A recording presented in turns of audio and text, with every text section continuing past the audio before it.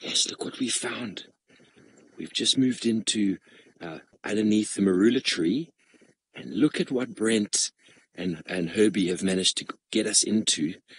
Whatever it is that was killed, it seems to have been a kudu, but the look he's giving, that is the look he's giving Brent and the bushwalk team to basically say, "Oi, don't you come near my meat, boys." He's not too bothered with me knowing I'm a vegetarian, but he knows Brent will eat anything to survive. And it does look like Hukumuri. Nix, am I right in saying that? He's got those really, really sort of... he's got that scar on the face, and he's got those eyes. I know this cat. I didn't know him very well a moment ago because he was lying very flat, just with his ears above and his eyes looking straight at the bushwalk team that were only about 40 yards or so from him. But he's not far from the kill in the tree. And it's possible that he lost bits and pieces to the hyena. And the noises we heard earlier were probably from those hyena and Hukumuri interacting. But no hyena on the scene. Very hard to say what actually happened. But marvelous. Good morning, sir. Thank you for showing yourself to us on this morning. We're still watching as the bushwalk team departs the scene. Absolutely fantastic. So you can see, folks, how important it is for us to have radio communication. The bushwalk team was able to find the crime scene.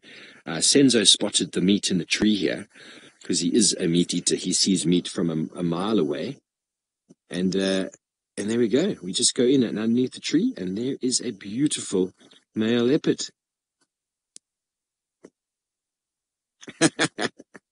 Sherry, yes, Brent does smell like liver now. And I wonder, and I'll get back to you all later, whether he does take that piece of liver back for breakfast. It would not surprise me in the least. He said he's eaten a terrapin before, which I think is unbelievable.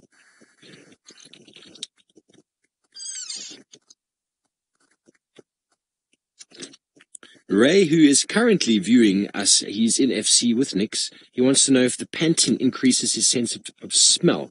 Ray, the scent of smell of leopards is phenomenal, but the panting is to help him cool down, as well as because he's got probably a full belly of meat. It's pushing up against his diaphragm, and so that's causing him to pant a little bit more. I'm going to just move up, see if we can get him before he disappears. Just bear with me.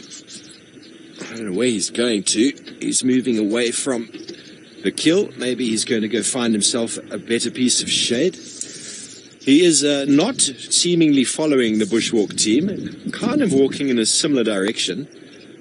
Maybe he wants his liver back, Brent. Maybe he wants to come and challenge you for what you have stolen. He's going straight towards an African weeping wattle, which we know out here is the beautiful shade of the African wilderness.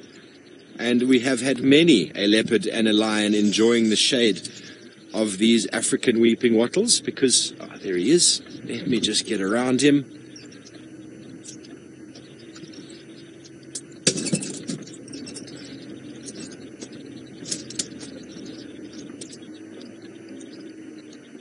We go again with that, Nick. Something about big cats.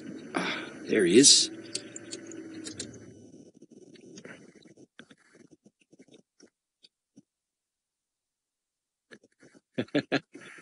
Ash wants to know if big cats cough up fur balls, hair balls like house cats. Well, yes, they do. They groom themselves, so they lick themselves with the fur. They get a lot of their fur in their throat or in their stomach, and they can't digest that. But also when they feed, they get quite a lot of fur in their feeding, and lions and leopards will cough up fur balls every now and again, and they'll chew some grass beforehand, which will allow them to sort of vomit. And in lion vomit, you'll find fur, you'll find hooves, you'll find bones, because there's absolutely no, pacing themselves when lions feed. They just eat and devour absolutely everything. A leopard has a little bit more time and will pluck a lot of the fur out of the animals that they feed on, but that still doesn't mean they get all the fur out. So yes, they will cough up fur balls from time to time because they're not able to digest it. So, folks, we're going to stay with him. I'm just going to call in on the radio for anybody else who'd like to see Hukumuri, if you just stand by with me. Stations, we've relocated on Hukumuri, on Shibamu, just off on the western side from the pan. One station unlock.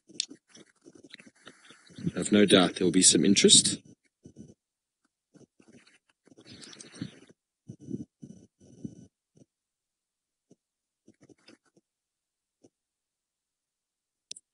Kobe Dios, yeah, he's got a kill in the marula, visible from the pan, just on the western side. He's now moved off a little bit. He's probably about 100 meters from the road, lying up. I will leave a branch in the road for anybody who's interested when I leave.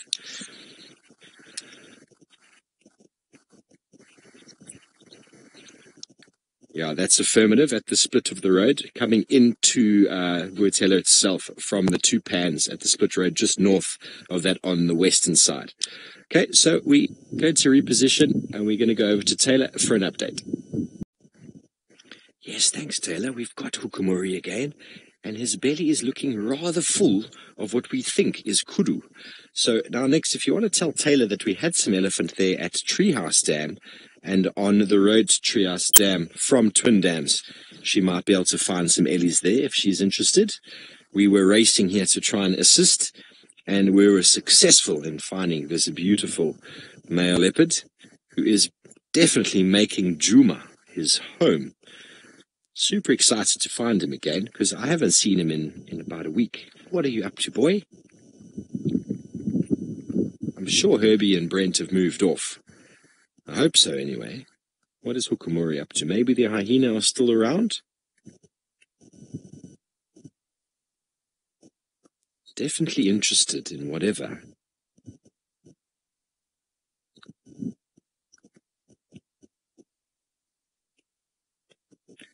Mario would like to know if anyone's seen Hukumuri up a tree. I have not myself, personally. Senzo, have you seen him up a tree? Senzo hasn't. I haven't seen him up a tree, Mario, myself. Senzo hasn't. I wonder if Taylor or one of the other presenters, Nix is trying to think back. She's actually doing a very nice Safari Life story on Hukumuri, and none of the footage has him in a tree. But, I mean, that kudu kill is in a tree, so he definitely was in there. We just haven't seen him in there. He's quite a ground-dwelling cat, it seems. But he is beautiful. Where are you going, boy? Look at him, eh? So much more powerful than the female we were with before. You just look at the shoulders and the neck. He's a leopard in his prime. And I've no doubt hyenas will give him away. Marvelous. It's just so marvelous we're able to watch these cats do what they do in the wild. For those of you who are new to the show, please bear in mind these leopards are absolutely wild. There's nothing tame about them. They've just become very used to and habituated to the vehicles, which allows us to see and to spend time with them like this. But if I had to get out of the vehicle and walk towards them, there would be a very different response. Patrick, you'd like to know if a lone hyena would try face down Hukumuri. Really, what I've experienced in the past is that you get sort of leopards that have a rapport with hyena, and big male leopards generally are left alone by a single hyena. If there's a group of them, they might chase him up the tree, but quite often the reputation of the leopard will precede itself, and the hyena will know who it is, and it'll be like, hang on, why is he being so confident? And it will often just sit there and have a stare off, without having to come any closer. Well, as he moves around the bush, let's move around. So I think personally that Hukumuri would stand off an individual hyena. We go back, Sense? Okay, Senzo reckons we go back this way. We might get another view of him coming around.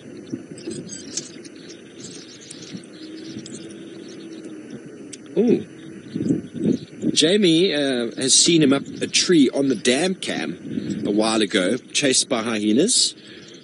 Oh, sorry, spider. Little spider web there, apologies. Where has he gone to? There we go, he's walking away. Let's see if we can get around here. Lisa wants to know how old Hukumuri is. We don't really know. We're estimating he's between the ages of 5 and 7. He comes from further south in the Sabi Sands, apparently, but then a lot more information has come to light that he's actually been spotted at Crocodile Bridge in the Kruger National Park. He's been spotted in Ngala, which is in sort of the Timavati area. And that was 3. Oh, there's a hyena right here.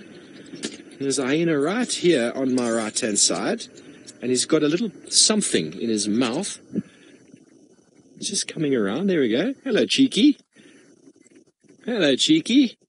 I wonder if Hukumuri is going to come and discipline this hyena. The hyena is not too fussed, but he's walking in the complete opposite direction to Hukumuri, who seemed to be sort of fanning around in this direction. Let's see if we can catch him. I don't want him to disappear.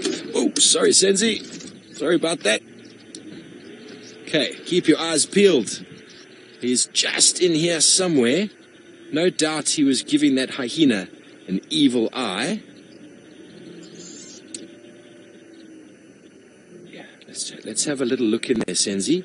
This is what we have to work with, folks.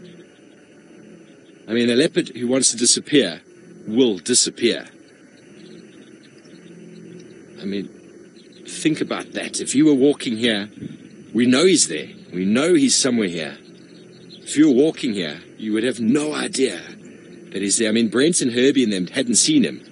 If it wasn't for us driving in with the vehicle, he wouldn't have seen him. Okay, so let's go to Brent, who's walking back to camp while we try and find this cat.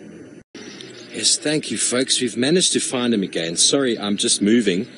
We've got a vehicle coming in to join us. I'm just trying to direct him in so that he can see it. And they can get a view of him. He's just underneath the African weeping wattle here. He's keeping a very close eye on whatever those hyenas were doing. He's kind of done a big circle coming back towards where Brent had that scene of the crime. And he's an absolutely marvelous specimen, Hukumuri. See how flat he is when he lifts his head above that branch. He's almost invisible. Almost invisible. He's trying to keep himself very well concealed in the shade. Okay, so we got the other vehicle in here. Marvelous. We managed to move a little bit forward, so they're also able to see it.